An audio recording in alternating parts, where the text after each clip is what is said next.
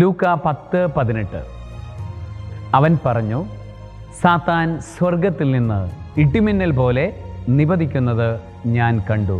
അവൻ പറഞ്ഞു, ഈശോ പറയുന്നു, സാത്താൻ സ്വർഗത്തിൽ നിന്ന് ഇടിമിന്നൽ പോലെ നിപതിക്കുന്നത് ഞാൻ കണ്ടു. ഈ വചനം നമുക്കൊന്ന് ഇങ്ങനെ പറഞ്ഞു നോക്കാം.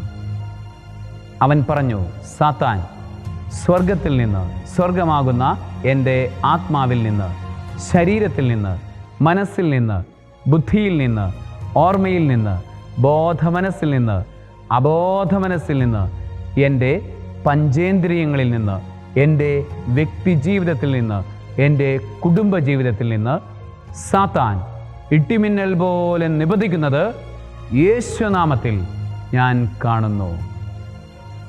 ഇങ്ങനെ നമുക്ക് പ്രാർത്ഥിക്കാം. ഇങ്ങനെ നമ്മൾ പ്രാർത്ഥിക്കുമ്പോൾ നമ്മുടെ ആത്മാവ്, ശരീരം, മനസ്സ്, ബുദ്ധി, ഓർമ്മ, ബോധമനസ്സ്, അബോധമനസ്സ്, നമ്മുടെ പഞ്ചേന്ദ്രിയങ്ങൾ, അതായത് കണ്ണ്, മൂക്ക്, നാക്ക്, ത്വക്ക്, നമ്മളുടെ കേൾവി, ഇതെല്ലാം ശുദ്ധീകരിക്കപ്പെടുന്ന ഒരു വചനപ്രാർത്ഥനയാണത്.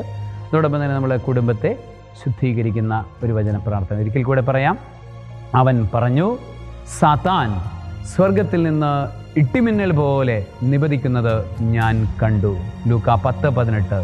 സ്വർഗമാകുന്ന എൻ്റെ ആത്മാവിൽ നിന്ന്, ശരീരത്തിൽ നിന്ന്, മനസ്സിൽ നിന്ന്, ബുദ്ധിയിൽ നിന്ന്, ഓർമ്മയിൽ നിന്ന്, ബോധമനസ്സിൽ നിന്ന്, അബോധമനസ്സിൽ നിന്ന്, എൻ്റെ പഞ്ചേന്ദ്രിയങ്ങളിൽ നിന്ന്, എൻ്റെ കുടുംബ ജീവിതത്തിൽ നിന്ന്, എൻ്റെ വ്യക്തി ജീവിതത്തിൽ നിന്ന് സാത്താൻ ഇടിമിന്നൽ പോലെ നിപതിക്കുന്നത്, വിട്ടുപോകുന്നത് യേശുനാമത്തിൽ ഞാൻ കാണുന്നു.